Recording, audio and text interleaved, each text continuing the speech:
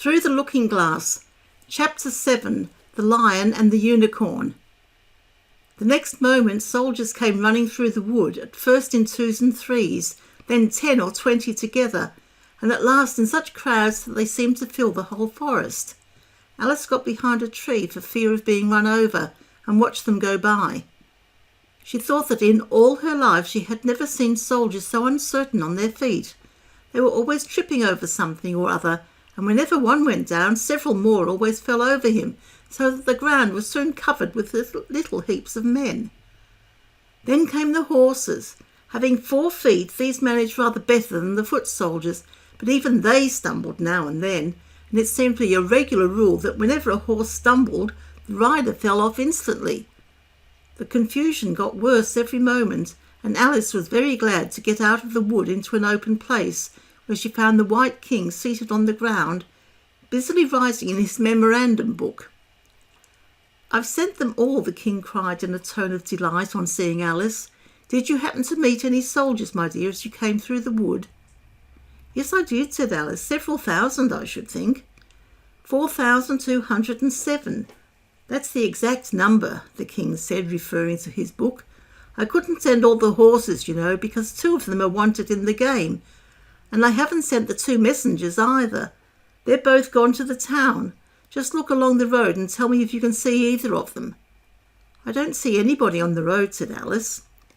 "I only wish I had such eyes," the King remarked in a fretful tone, "to be able to see nobody. And at that distance too. Why, it's as much as I can do to see real people by this light."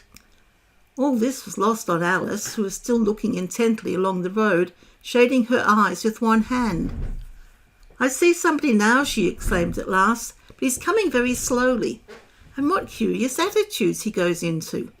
For the messenger kept skipping up and down and wriggling like an eel as he came along, with his great hands spread out like fans on each side. "Not at all," said the King. "He's an Anglo-Saxon messenger, and those are Anglo-Saxon attitudes. He only does them when he's happy. His name is Hager." He pronounced it so as to rhyme with mayor, so said Hager. "All my love with an H," Alice couldn't help beginning, "because he is happy. I hate him with an H because he is hideous. I fed him with ham sandwiches, and hey, his name is Hager, and he lives on the hill," the King remarked simply, without the least idea that he was joining in the game, while Alice was still hesitating for the name of a town beginning with H. "The other messenger's called Hatter. I must have 2, you know, to come and go, one to come and one to go." "I beg your pardon," said Alice. "It isn't respectable to beg," said the King. "I only meant that I didn't understand," said Alice. "Why one to come and one to go?" "Didn't I tell you," the King repeated impatiently, "I must have 2, to fetch and carry, one to fetch and one to carry." At this moment the messenger arrived. He was far too much out of breath to say a word, and could only wave his hands about and make the most fearful faces at the cruel King. "This young lady loves you with an H," the King said, introducing Alice in the hope of turning off the messenger's attention from himself. But it was no use. The Anglo-Saxon attitudes only got more extraordinary every moment, while the great eyes rolling wildly from side to side. "You alarm me," said the King. "I feel faint. Give me a ham sandwich." On which the messenger, to Alice's great amusement, opened a bag that hung round his neck and handed a sandwich to the King, who devoured it greedily. "Another sandwich," said the King. "There's nothing but hay left now," the messenger said, peeping into the bag. "Hay, then," the King murmured in a faint whisper. Alice was glad to see that it revived him a good deal. "There's nothing like eating hay when you're faint," he remarked to her as he munched away. "I should think throwing cold water over you would be better," Alice suggested, "or some sal volatile." "I didn't say there was nothing better," the King replied. "I said there was nothing like it," which Alice did not venture to deny. "Who did you pass on the road?" the King went on, holding out his hand to the messenger for some more hay. "Nobody," said the messenger. "Quite right," said the King.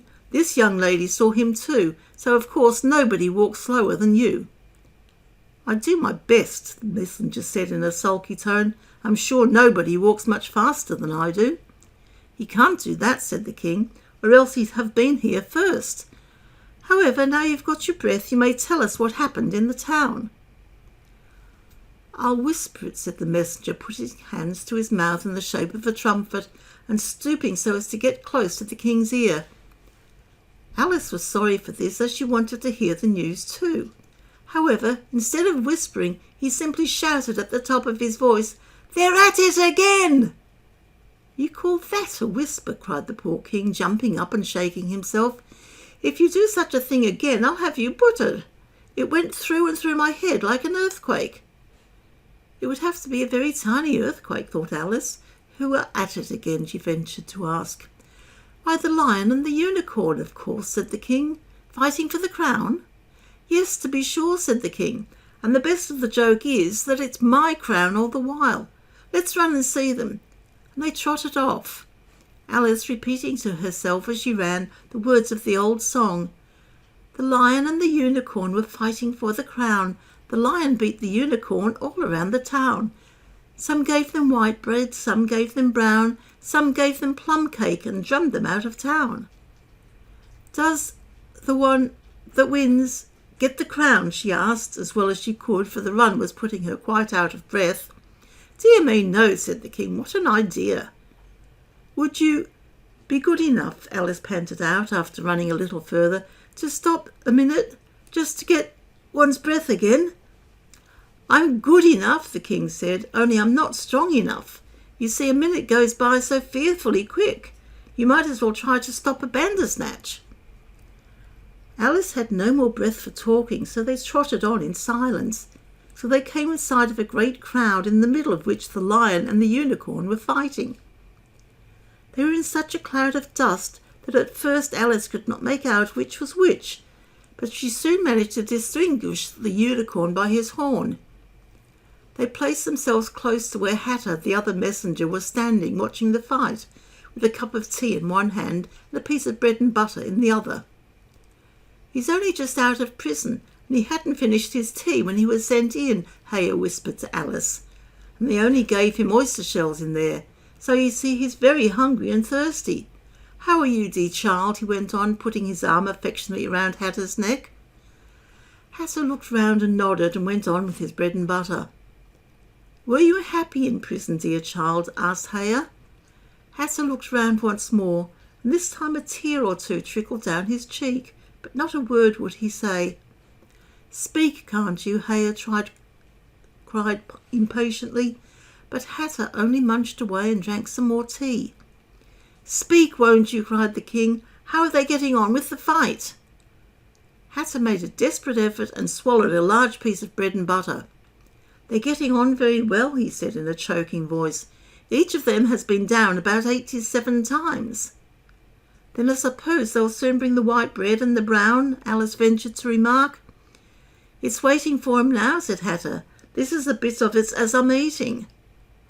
There was a pause in the fight just then, and the lion and the unicorn sat down panting, while the king called out, "10 minutes allowed for refreshments." Haya and Hatter set to work at once, carrying rough trays of white and brown bread. Alice took a piece to taste, but it was very dry. "I don't think they'll fight any more today," the king said to Hatter. "Go and order the drums to begin." And Hatter went bounding away like a grasshopper. For a minute or two Alice stood silent, watching him. Suddenly she brightened up. "Look, look," she cried, pointing eagerly. "There's the White Queen running across the country. She came flying out of the wood over yonder. How fast those queens can run!" "There's some enemy after her, no doubt," the king said, without even looking round. "That wood's full of them." "But aren't you going to run and help her?" Alice asked, very much surprised at his taking it so quietly. No use," said the king. "She runs so fearfully quick.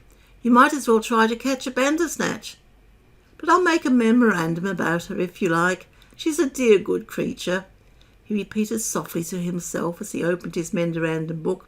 "Do you spell creature with a double E?" At this moment the unicorn sauntered by them, with his hands in his pockets. "I had the best of it this time," he said to the king, just glancing at him as he passed. A little," the king replied rather nervously. "You shouldn't have run him through with your horn, you know."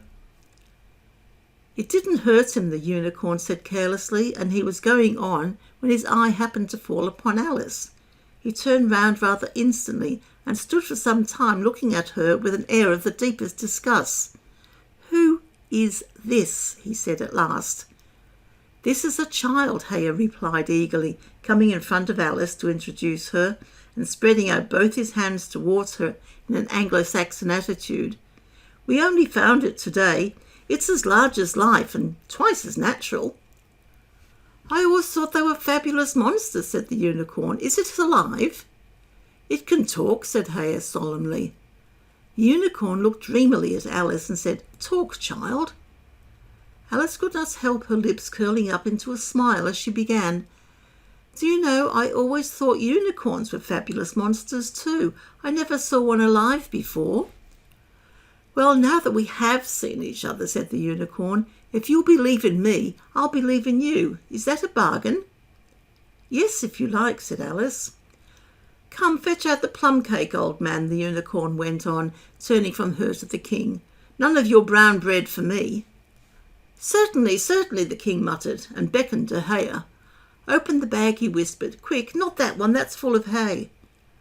Heya took a large cake out of the bag and gave it to Alice to hold, while he got out a dish and a carving knife. How they all came out of it Alice couldn't guess. It was just like a conjuring trick, she thought.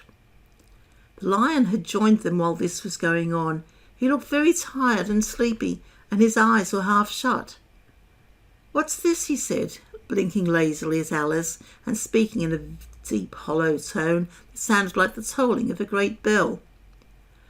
"Ah, what is it now?" the unicorn cried eagerly. "You'll never guess. I couldn't." The lion looked at Alice wearily. "Are you an animal, vegetable, or mineral?" he said, yawning at every other word. "It's a fabulous monster," the unicorn cried out before Alice could reply. "Then hand round the plum cake, monster," the lion said, lying down and putting his chin on his paws. "And sit down, both of you," to the king and the unicorn. "Play fair with the cake, you know." The king was evidently very uncomfortable at having to sit down between the two great creatures, but there was no other place for him. "What a fight we might have for the crown now," the unicorn said, looking slyly up at the crown, which the poor king was nearly shaking off his head, he trembled so much. "I should win easy," said the lion. "I'm not so sure of that," said the unicorn.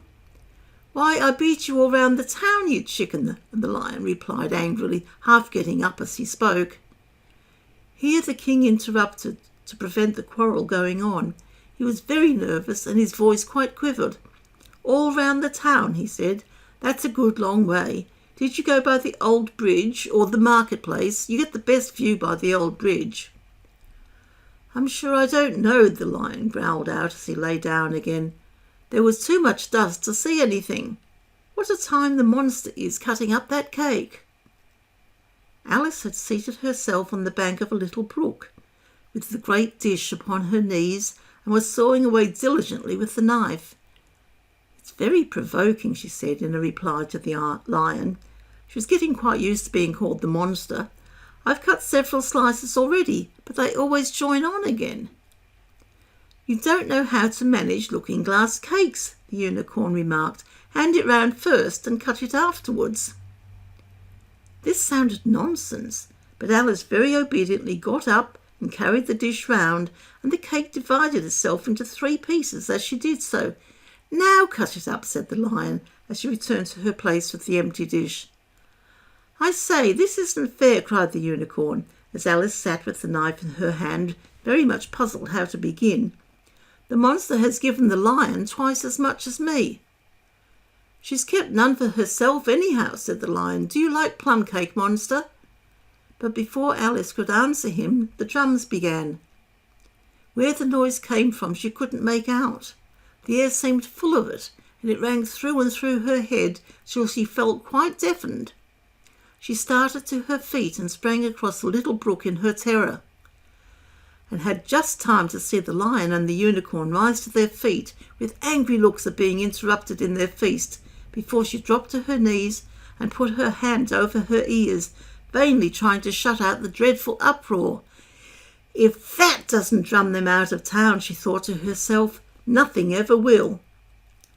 That's the end of the chapter.